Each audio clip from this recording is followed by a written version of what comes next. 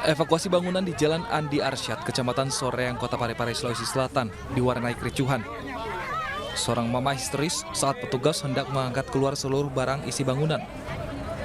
Eksekusi dilakukan karena pengguna bangunan tidak mampu melunasi kredit di sebuah koperasi.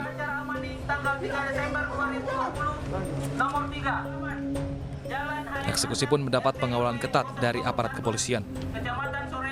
Pinjam, cuman karena ada permasalahan di situ dia gagal bayar, akhirnya dilelang oleh pihak koperasi itu. Dalam hal ini proses lelangnya dilakukan oleh KPKNL. Nah, dimenangkanlah oleh pihak pemohon. Jadi berdasarkan itu. Meski mendapat perlawanan, petugas berhasil membawa barang-barang pengguna bangunan ke dalam truk. Namun eksekusi menjadi tontonan warga karena perdebatan antara emak-emak pengguna bangunan dan juga petugas.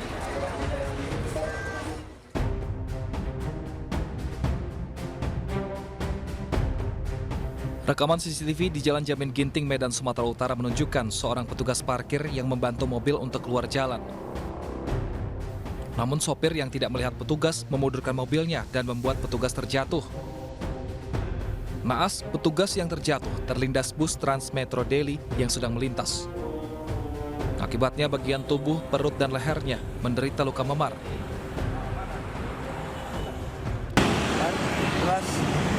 Setelah ada ditabrak, dia terjatuh, baru datang mobil Daily, digilas mobil Daily. Posisi lukanya, bagian kepala terluka, tangan, sama memar perut, sama bagian sini agak memar sedikit lah.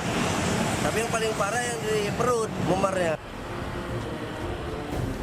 Hingga kini korban masih mendapat perawatan intensif di rumah sakit. Sementara saksi mata menyebut mobil pribadi yang awalnya menyenggol korban kabur melarikan diri.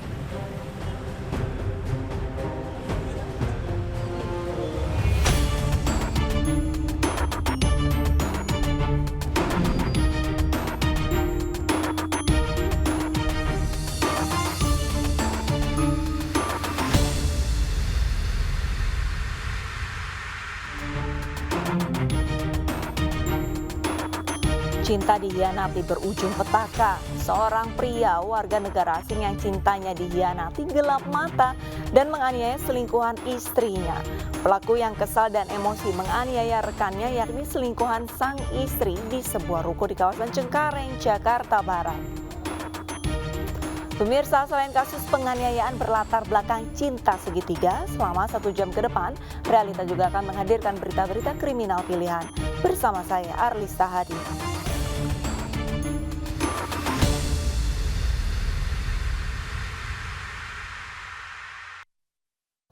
Mak-mak berunjuk rasa di Makassar, Sulawesi Selatan. Mak-mak protes lantaran bentrokan sering terjadi antara warga dan pengantar jenazah.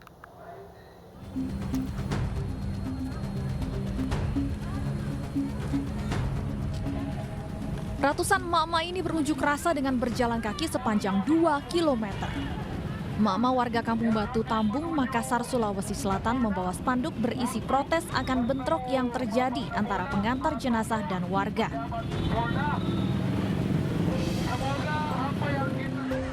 Warga juga protes lantaran sejumlah warga Batu Tambung ditangkap polisi. Padahal warga hanya mempertahankan diri dengan cara melawan pengantar jenazah yang membawa senjata busur. Apalagi bentrokan antara pengantar jenazah dan warga sering terjadi di wilayah ini. Justru terbalik, kami selalu disalahkan dari pihak Polsek Giringkanaya. Pak, apakah ada hubungannya dengan pengantar jenazah yang semalam itu ya Pak? Betul, jadi kejadian yang terjadi dengan adanya pengantar jenazah ini, itu adalah modus mereka Pak. Jadi itulah modusnya mereka, sehingga mereka bisa berani ikut dalam rombongan pengantar jenazah. Terima kasih. Bapak, kalau boleh tahu ini warga daerah mana Pak? Batu Tambung, kilometer. Usai menyampaikan aspirasinya, puluhan massa ini membubarkan diri. Warga berharap pihak kepolisian dapat menjamin aksi penyerangan dan bentrokan antara pengantar jenazah dan warga Batu Tambung tidak terjadi lagi lantaran sangat meresahkan bagi warga. Rombongan pengantar jenazah bentrok dengan warga di Makassar, Sulawesi Selatan. 6 orang terluka terkena anak panah dan 4 pelaku sudah ditangkap.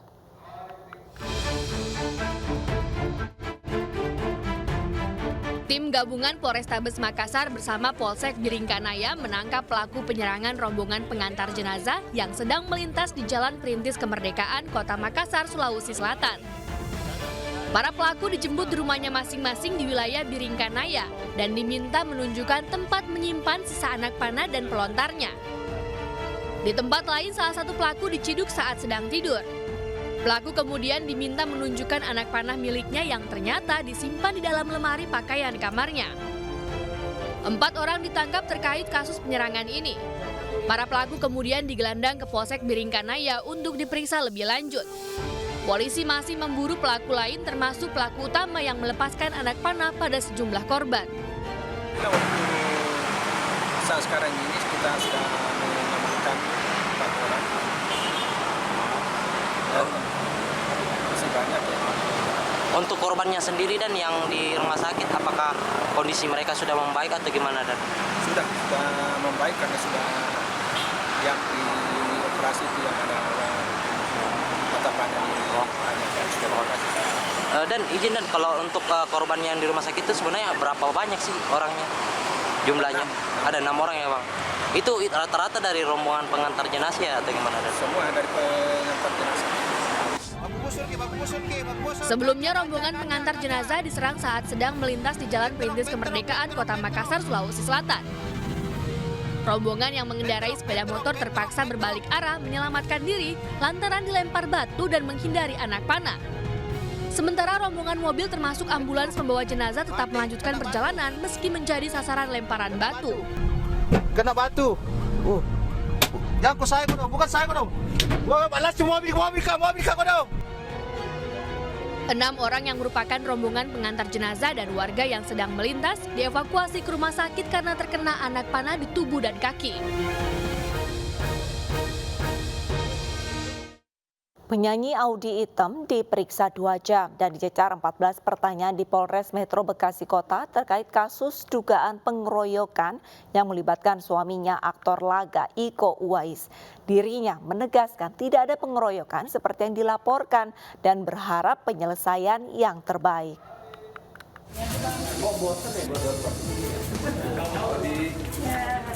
Penyanyi Audy Item memenuhi panggilan penyidik Polres Metro Bekasi Kota. Audy Item diperiksa sebagai saksi kasus dugaan pengeroyokan yang dilakukan suaminya, aktor laga Iko Uwais. Diperiksa 2 jam, Audy dicecar 14 pertanyaan oleh penyidik. Audy menegaskan tidak ada pengeroyokan seperti yang dilaporkan dan berharap penyelesaian yang terbaik. Sementara terkait kasus ini, polisi telah memeriksa 6 saksi termasuk Audy Item dan tidak menutup adanya pemeriksaan saksi lain. Di sini saya ingin tegaskan bahwa tidak ada yang namanya pengeroyokan atau pemukulan seperti yang dilaporkan. Ya. Dan suami saya pure di sini dia membela diri.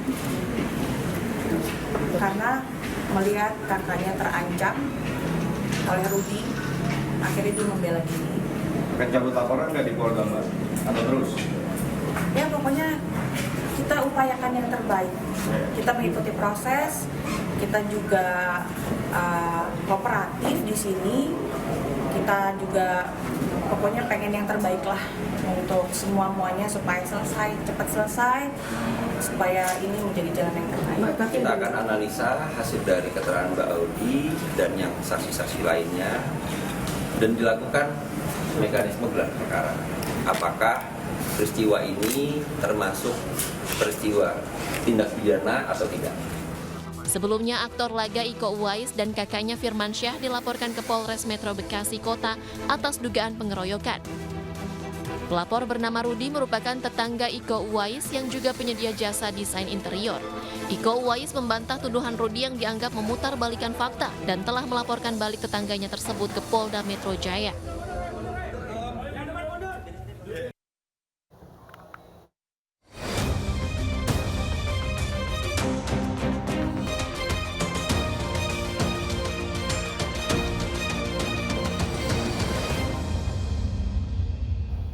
Sakit hati istrinya diselingkuhi menjadi alasan seorang pria warga negara Tiongkok menikam rekannya sesama WNA di sebuah ruko kawasan Cengkareng, Jakarta Barat.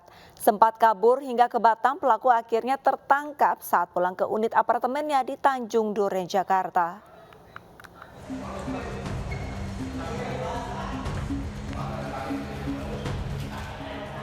Elki, pria warga negara Tiongkok ini harus berurusan dengan hukum usai menikam teman kerjanya sesama WNA Tiongkok. Pelaku berusia 36 tahun itu digelandang ke Polres Metro Jakarta Barat dengan barang bukti sebilah senjata tajam yang digunakan saat menganiaya serta pakaian pelaku dan korban saat kejadian. Dari hasil pemeriksaan, pelaku mengaku sakit hati lantaran korban yang merupakan teman kerjanya ternyata berselingkuh dengan istrinya. Dengan membawa pisau yang disimpan di dalam kantong plastik kuning. Dan tiba-tiba si pelaku mencabut pisau dan menikamnya ke bagian punggung. Nah, sehingga setelah menikam, si pelaku langsung berteriak sambil menuduh kepada si korban bahwa korban telah berselingkuh dengan istrinya. Atas kejadian tersebut, teman-teman dari si korban melerai dan memisahkan, dan si pelaku melarikan diri.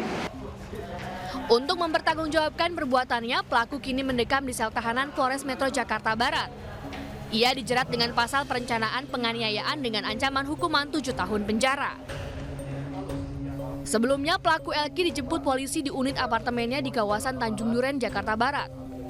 Setelah kejadian penikaman, pelaku sempat berpindah-pindah tempat untuk bersembunyi hingga ke Batam, Kepulauan Riau. Insiden penikaman di ruko jasa ekspedisi tempat korban dan pelaku bekerja ini terekam CCTV. Pelaku mendatangi korban yang duduk sendirian dan langsung menikam. Korban yang terluka di pinggang kemudian berteriak hingga pekerja lain datang melerai. Usai kejadian, pelaku langsung kabur dan korban dilarikan ke rumah sakit. Seorang oknum wartawan di Batubara, Sumatera Utara bertindak nekat dengan membuat laporan palsu ke kepolisian. Pelaku mengaku menjadi korban penikaman orang tak dikenal. Upaya ini dilakukan untuk mendapatkan simpati pacarnya.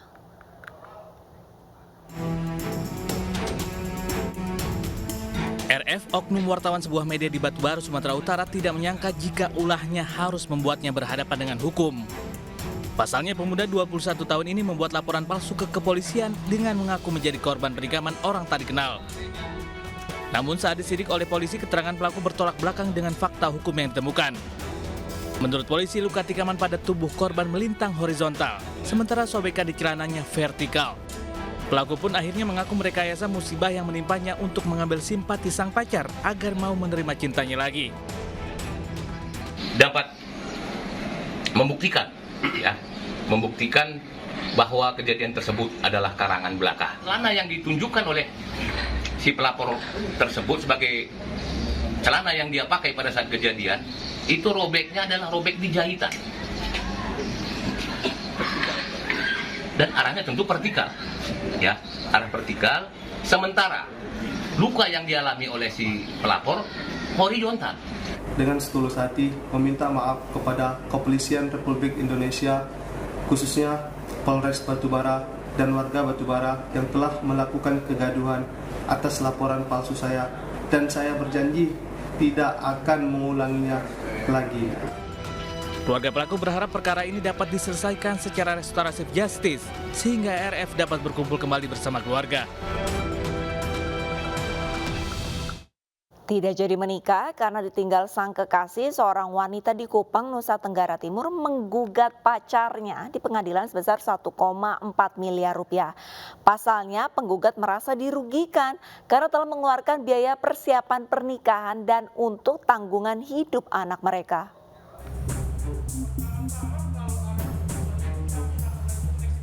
Melalui kuasa hukumnya, seorang wanita warga Kupang, Nusa Tenggara Timur menggugat mantan kekasih yang membatalkan secara sepihak rencana menikah. Gugatan pun sudah berjalan di Pengadilan Negeri Kupang. Pasalnya saat menjalani hubungan asmara sejak 2019, penggugat dan kekasihnya telah memiliki seorang anak. Untuk itu keduanya pun sepakat mempertemukan kedua keluarga dan membahas pernikahan. Namun jelang pernikahan, penggugat yang tinggal bersama dengan kekasihnya bertengkar. Hal tersebut membuat sang kekasih pergi dan membatalkan secara sepihak rencana pernikahan. Karena upaya pendekatan tak membuahkan hasil, akhirnya penggugat membawa kasus tersebut ke meja hijau dan menuntut ganti rugi sebesar 1,4 miliar rupiah. Pacarnya ini atau tergugat diduga keras telah melakukan perbuatan melawan hukum sebagaimana tertuang dalam pasal 1365 KUH Perdata dan juga ada dalam jurisprudensi Mahkamah Agung nomor 3277/K/PDT tahun 2000 yang menyatakan bahwa apabila seseorang yang tidak memenuhi janji untuk mengawini, maka perbuatan tersebut dikategorikan sebagai perbuatan melawan hukum. Besarnya uang gugatan untuk ganti rugi pengeluaran biaya persiapan pernikahan dan uang tanggungan hidup anaknya. Pemirsa, dari tayangan yang kami sajikan tadi bisa diambil kesimpulan bahwa setiap pasangan harus bisa menjaga komitmen dalam hubungan agar tercipta rasa nyaman. Kesal, ditagih bayar utang sewa kamar, pelaku pembunuhan wanita lansia ditangkap usai 2 pekan buron. Usai jeda, tetaplah bersama Realita.